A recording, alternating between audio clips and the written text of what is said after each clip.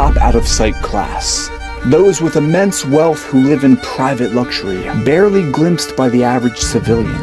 This is old money that echoes across generations, weaving the fabric of our collective history and forming the very institutions of our modern world.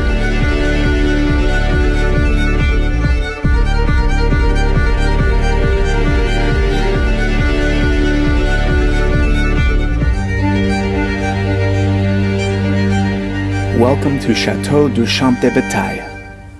So welcome to one of the most expensive homes in the entire world. We're here in Normandy, France, where behind me, that's right, that is one of the most expensive homes ever in the world. And in this episode, we're getting a tour of the house, the property, the whole thing. This is the largest private garden in all of Europe, and it's actually so big that we need a golf cart to tour the space. Bonjour! This is Zachary with Barnes International, and he will be touring us around the grounds. Bonjour à tous, welcome everyone. All right, let's roll. Let's go. So the estate encompasses over 300 acres of land, consisting of 6 main structures on the property that we'll be touring. The Grotto and the Indian Palace. We've got the main chateau and the gardens, then the Greek theater and the greenhouse. We're actually staying overnight here at the chateau, but more on that later. Now, before we immerse ourselves into this world of unfathomable wealth and reveal the price tag of this listing, we need to understand the history.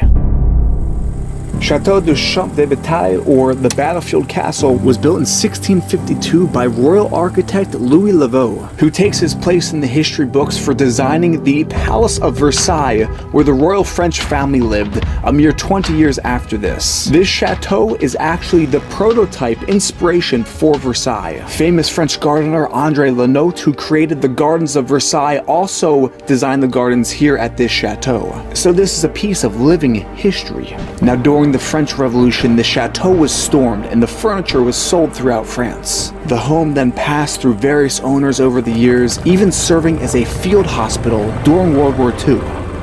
Then in 1992, the current owner, Jacques Garcia, world-famous French architect and designer, purchased the rundown chateau and has since dedicated the last 30 years of his life restoring this palace to its former glory, and more importantly, filling this chateau with priceless art belonging directly to the French royal family. Everything in here is authentic.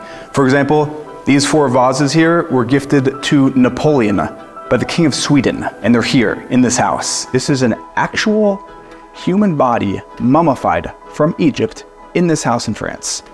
That is wild. It's rumored that Garcia purchases a piece of new art every day. Now, the actual price value of this home, it's nearly impossible to put a number on. But recently, an undisclosed private offer in the multiple 10-figure range was made to purchase the home, and it was declined by Jacques. Rather, it's his dream that the doors of the chateau be open to the world, ensuring that future generations can experience the magic and the mystery of this royal French treasure. And I'm working with Barnes International to market this home for rent. So if you're looking to rent out this chateau, please contact me via email in the description of this video. And with that, we're starting our tour here in the formal gardens, which are absolutely colossal. So we're now at the center of the property. Yeah. What's the significance about this behind me? So the exact place where we are now, it's the perfect middle of the castle. That means there is 500 meters on that part and 500 also on this one. So back in 1992, all of what we're looking at right now was just an overgrown field lost to time. Until Jacques found the original garden design plans in the chateau.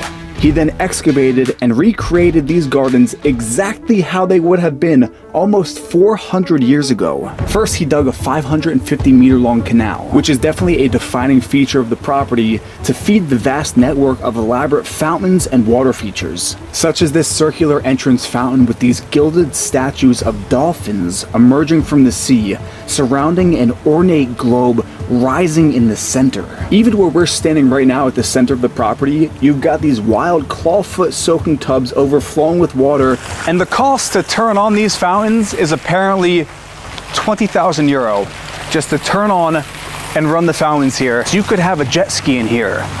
That's how large this is. It takes a full-time staff of 15 of the best gardeners in all of Europe to maintain and create these elaborate garden designs, consisting of stunning geometrical patterns and even human-sized hedge mages throughout the property. On the side of the castle, we have a lawn with chess pieces that are probably 8-9 foot tall here, and look how perfect these are.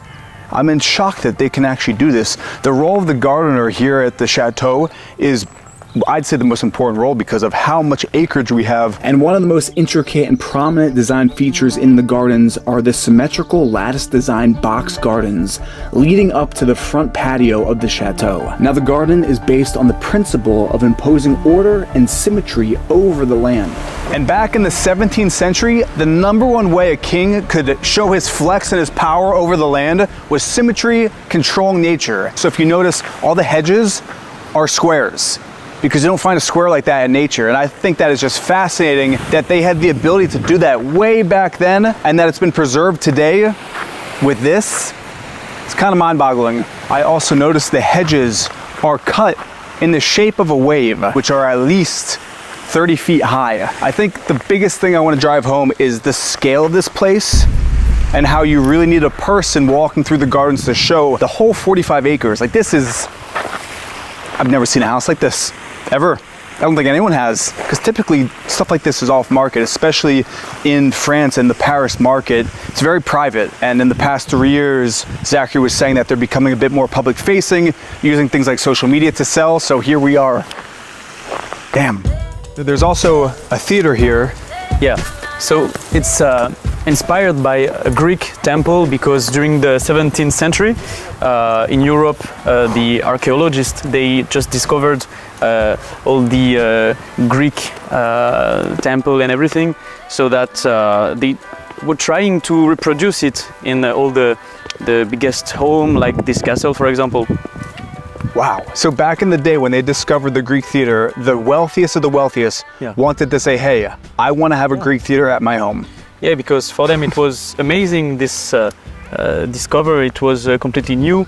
They didn't knew this was existing, because it was like almost 1,000 years before them. And this is the living stage in the Greek theater. So essentially, they made this garden a replica of the original Greek theater because back in the 17th century, it was so expensive to travel the world, where those who were at the upper echelons of wealth would bring the world to their property. So that's what you're seeing here. And it's pretty spectacular. For instance, even behind us, we have ivy, which has been cut to mimic the architecture of the ancient Greek theater. That's ridiculous. I mentioned that there's 15 gardeners that maintain this land. They planted flowers that start blooming in May and end in October. So the entire year you have bloomed flowers. And that's where that price tag of $1 billion comes from, because you really can't put a price on this because it's history and it's art. There is an Indian temple? Indian palace, palais in French. There's an Indian palais on the property.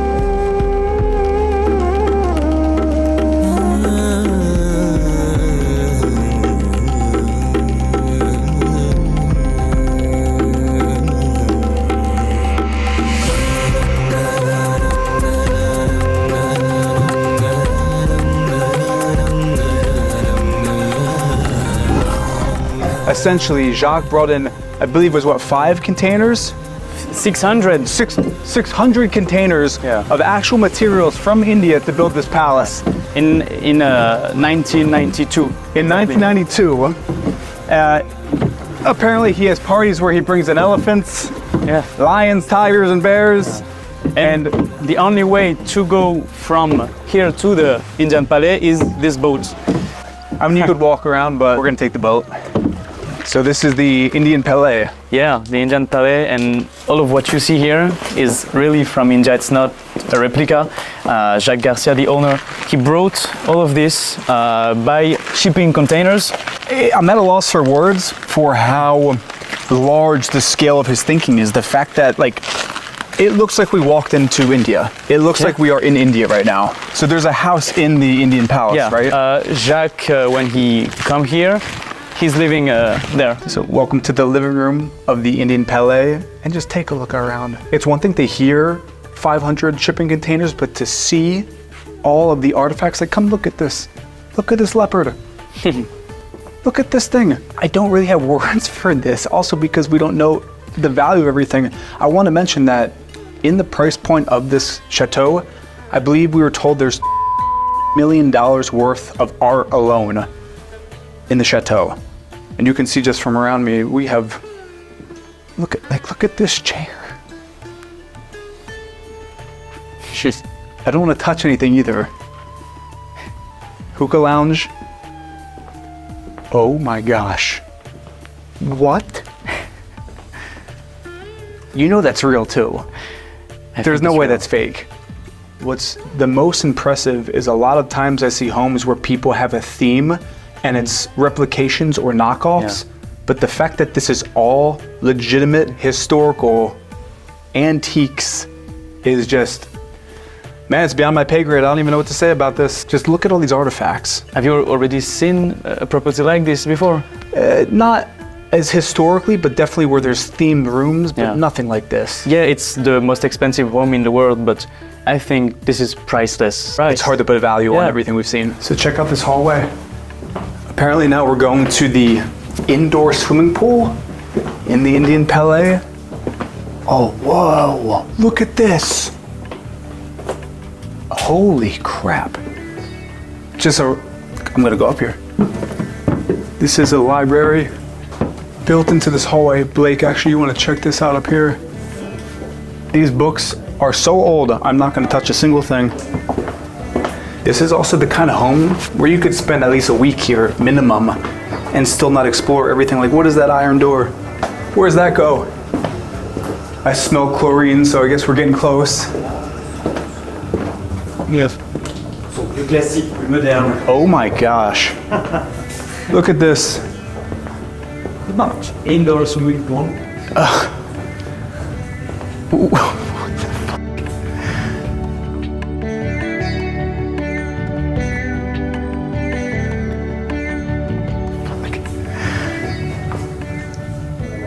Should I? Apparently you can walk around and check out the back of the pool. Like if you wanted to come here and dive in, there's a hallway that goes around the entire pool. We're now checking out some of the bedrooms. Apparently there's 10 bedrooms in the Indian Palace. Just look at this, like what the hell? Zachary went back this way. We're gonna find him now. Like look at the tapestries here. Another little library sitting area. More tapestries and a never-ending hallway. At the end of the hall, this is one of the bedrooms, one of 10. Again, everything imported in from India. It's all historic. And look at this bathroom. Divided by this solid stone soaking tub here in the middle. Am I having a hard time fathoming how someone over the course of 30 years brought all this here and planned all this out. Also, like, I'm afraid to bump into anything by accident just because, like we mentioned, the price $, but it could be more than that just because all the art hasn't really been evaluated. And now we're gonna go check out, well, wait till you see this. So I was told that this is the swimming pool. The swimming pool is 100 meters long, so that is 2 Olympic-length swimming pools. And the cost to turn on these fountains is apparently 20,000 euro, just to turn on and run the fountains here. I'm truly speechless. You could have a jet ski in here. That's how large this is. And we haven't even seen the main chateau yet. This is just one palace on the land. Right across from the Indian Palais is the Grotto. Now in 2020, during the pandemic, the owner got bored. And while all of us were in our homes, quarantining, watching the news, he built a grotto with a waterfall cascading down volcanic lava rock, which leads down into, our guide actually took us down here last night. Check this out at nighttime. All right, we've been kidnapped. This is Ghost Hunters. Oh. Guys, we're going into the grotto. We're staying overnight in the castle. We're ready. All right, flashlights off. There's actually good lights here. Yeah. Now it's turning into a What? YouTube tour. The hell? Doesn't look real. Keep it rolling. I mean, look at the rock. Look at this. Crazy. So when do we get sacrificed? During COVID, he was like bored and he didn't know what to do. And so that idea came up. He made a grotto. Making this place, yeah. You did that too during COVID, right? Oh, yeah. In the daytime, it's a bit different. So you head on down into this, I don't even know what you would call this, to this temple-like grotto. I mean, the ceilings in here are at least 50 feet. It has a dead center circle in the middle, and all around me are the statues of Greek gods with mirrors behind them, all petrified wood here, lining the columns, supporting the structure, with again that volcanic stone built in around the statues here. The outside of the structure is meant to mimic a volcano, and then you have waterfalls entering through all the sides here, flowing down the stairs, leading into the center basin here, where you have the circular stage. And even if you look up, look at all the carvings of the faces along the ceiling. I was told that the owner has some pretty crazy parties in here. Comment down below what you think they use this room for. So this is the final structure on the 45 acres of gardens that we've toured so far. We haven't even seen the castle. We're about to enter what they call the greenhouse.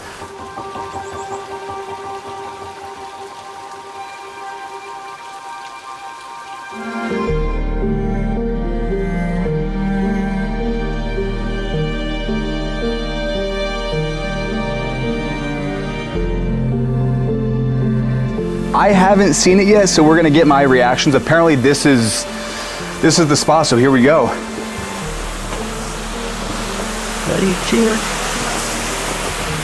Oh my God. So this is the room off of the entrance where we have all these blue vases and just more art. More art from all around the world here. Again, worth over $1 million. And now the main event. When they said it was a greenhouse, I didn't think it would be this. There's a floating bridge with waterfalls on either side with tropical plants everywhere. What the? This is insane. This is crazy. The trees are growing out of the stonework. There's sculptures everywhere. There's trees growing out of the floor with holes cut in the carpet here with this statue of, I don't even know what, but holy crap. This is just ridiculous. And apparently, I was told that the piano right behind me here, this is Steinway's piano. So you know Steinway and Sons? This is not the Sons, this is his original piano. Wow.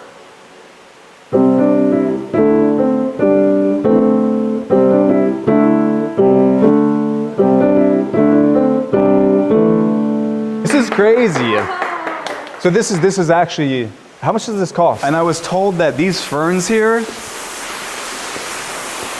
these ferns are apparently 400 years old, which is as old as the castle itself. This is incredible. Okay, let's say hi to everyone. So this is the whole team. It's not just me walking around here. We're getting all the information. This is the team at Barnes, my girlfriend Geraldine. This is Zachary at Barnes. There's another room here. A whole nother room. Yeah, because it's not crazy enough. I've never seen a garden like this. So in the wintertime, when it's a little depressing and cold, you can come into this garden here and just be transported into the tropics. I can't describe to enough the intricacy of all the thought that went into the specific plants here, the design of the water, the lily pads. It's really something else, and it's hard to put a price on this. And then at the very end here, there's a platform. Oh wow, look at this. With an aerial view top down of the garden. This is unreal.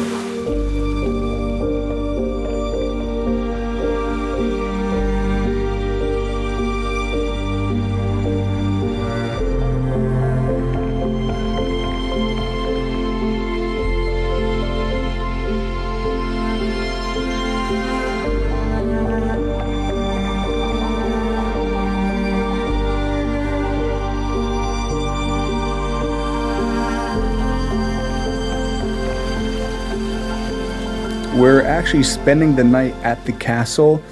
I wouldn't say it's scary. Terrifying. It's a little scary. Our room didn't have a light, and they actually bought up a floor lamp just because it was so dark in here. All right, it's now the next morning. Not the best sleep of my life, but not the worst.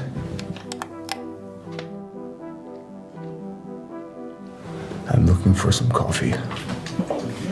Day 2 at the chateau. Dressed back up, had my coffee. Staying overnight here, it's really giving us the experience of what it would be like to actually own this. And even with the weather changes, we've got a bit more moody feel today, overcast. But I'm excited, let's get into it and start the tour off. We've seen the Indian Palace, we've seen the greenhouse, all 45 acres of the garden. Are you ready to see inside the chateau?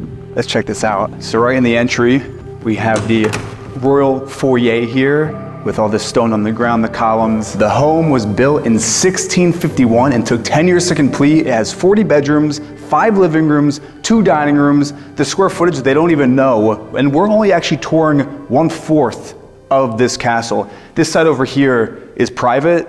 The owner lives on this side, so we're touring, I guess you could call it the public side, but it's still pretty crazy. Let's start heading up the stairs off of the foyer. Look at this stairwell. Like triple width stairwell here.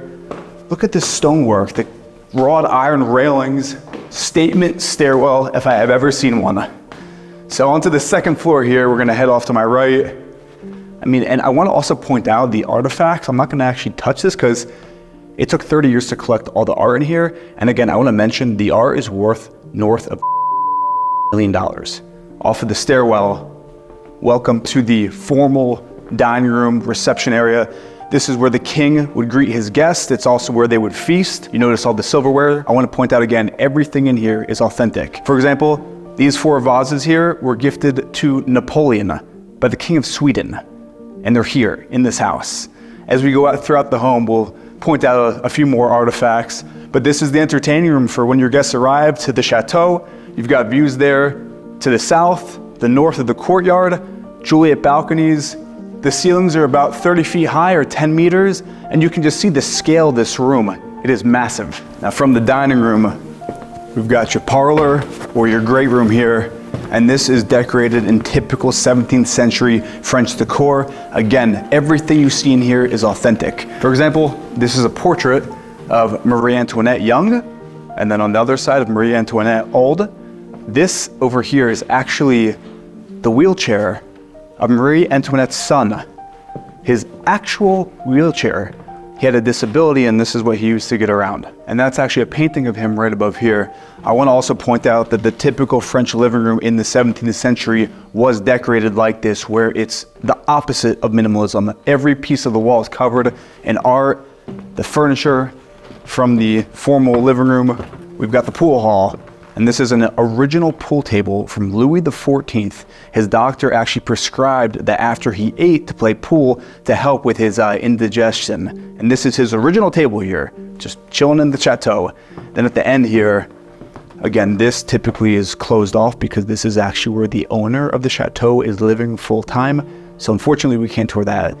If we look behind me, you can really see the entire length of this chateau here. And again, let's walk and talk. They actually don't even know the square meters or the square feet of this castle. So formal living room, back into your dining room. And again, we don't know the actual square footage of the chateau. I would guess anywhere from 60 to 80,000 square feet. Off of the formal dining room, we're back to the main stairwell area. And this is the ballroom in the chateau. If you look up all the artwork on the ceiling, you have beautiful crown molding. This is all gold leafed. Every single detail in here. Again, over 30 years it took to design everything out to be as if you were in 17th century France here. I really want to point out the level of detail on the gold leafing here. It's on the walls, the ceilings, and even if you look up, you have this artwork on the ceiling here with the angels, the chandeliers. These are all crystal chandeliers here. These bronze statues. Again, we don't know the individual value of certain pieces, but the total sum is $1. Out of the ballroom here, we're now entering the home office, the study. Original desk here, all original chairs. Again, look at the ceiling here. You've got beautiful artwork on the ceiling, the gold leafing throughout. And again, the entire wall space is covered with original art from the French Revolution. Every room in the chateau also has a wood-burning fireplace because back in the day, it's the only way you're gonna heat this place. So from the office, we have a little hallway which connects us to the king's chambers. So this is where the king of the chateau slept, right here. For instance, as far as the artifacts, these two boxes on either side are from Imperial Japan. That's original silver there with the artwork on those boxes here. Over top, crystal chandelier, fireplace. Again, just look at the gold leafing detail here on every single wall. Super impressive. Leaving the king's bedroom, back on through his private hallway, into the study room, right off of here. This is pretty wild. Welcome to your double height ceilinged library here in the chateau. Take a look at this. There's over 20,000 rare books in here. You've got catwalks surrounding the library on the second floor, open to the floor down below. 20,000 historical books in here. And at either end of the library, there's two mummies. This is an actual human body, mummified from Egypt, in this house in France. That is wild. I even saw voodoo dolls at that end, and these look like spell books, so there's no words for this. That's why it's truly like, you can't put a price on this.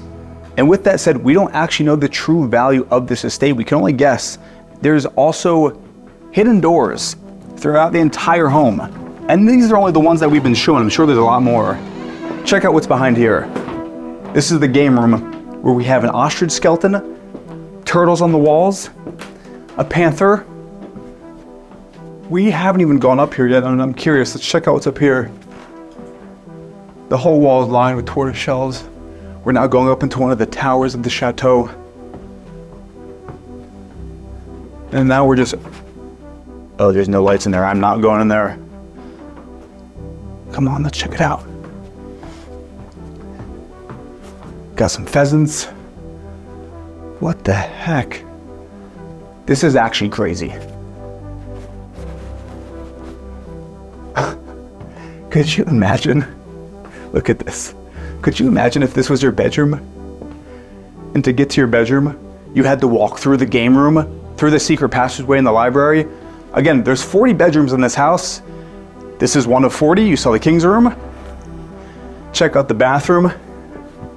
A tub fit for royalty with a view of the gardens here. All right, let's head out of this bathroom. And it's tough because we can't really show you every single bedroom. I think this is the blueprint of the castle here on the wall. You can just see how large it is. I honestly think it's probably more than 60 to 80,000 square feet.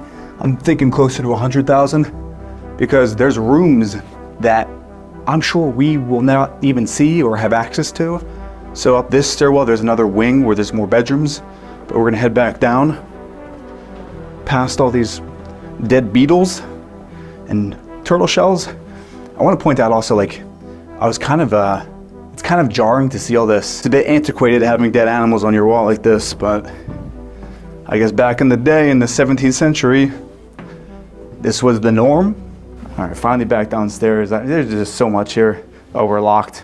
Yeah, we're locked. We have to go back the other way. All right, we made our way back down. We're now at the lower level of the library. So if you look up, you can see the wraparound balcony and just the height of the ceiling in here.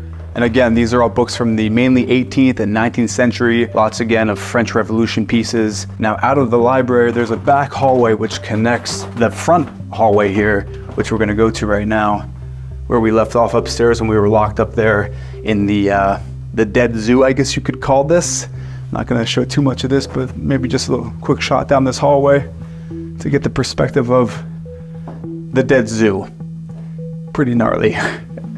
And this is, for perspective, we were up there and this was locked. So if we continue on, there's a little room here. I'm not even sure what this is for, but this is the chapel in the chateau.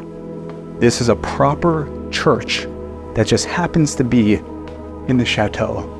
Again, you got the double height ceilings here, got the altar, all these religious relics in here.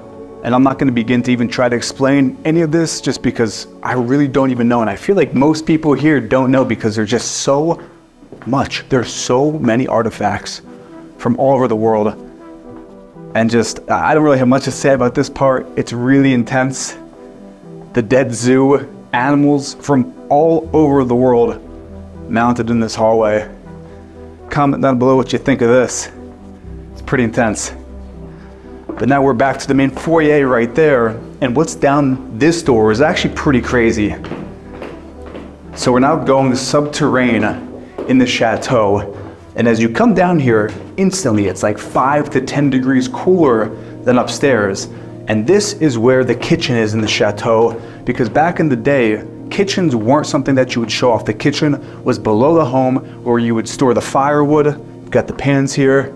They even have those subterranean windows so you can let in light. And if you peek in here, this is traditionally what it would be like and where the staff would be living, because it is the warmest part of the house. So the beds are in the kitchen here.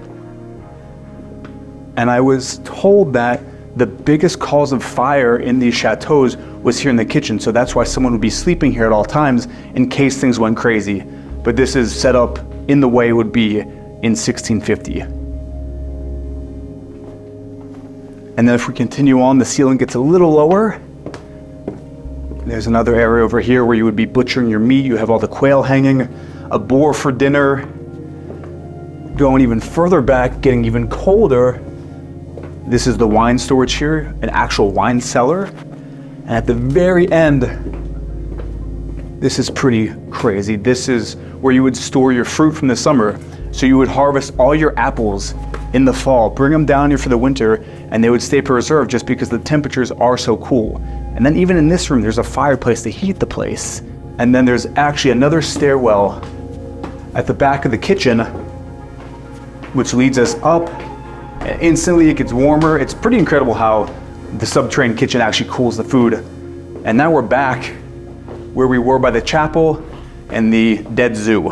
For reference, we're back in the foyer. That's the front door. This is the back door, which leads into the chateau courtyard, which is super impressive, especially from the view of the drone, seeing how large this courtyard is in comparison to a human, or even had the car pulling up earlier. And here you get the true perspective of the chateau. So behind me, that's where we're sleeping. That's actually for rent. So you can actually rent those rooms out and stay here. There's a restaurant off to the left here. And then behind me, this is where the owner lives. So we haven't even toured this entire wing, and we haven't even toured the wing behind us here for a perspective of just how freaking huge this chateau is. Of everything we've seen, what was the craziest, the most impressive, the most beautiful thing that you saw? Again, I want to thank the teams at Barnes International for giving us the opportunity to come out here to Normandy and share something that no one has really seen up until this point. If you're new here, subscribe, give the video a like, and with that, we will see you in the next video.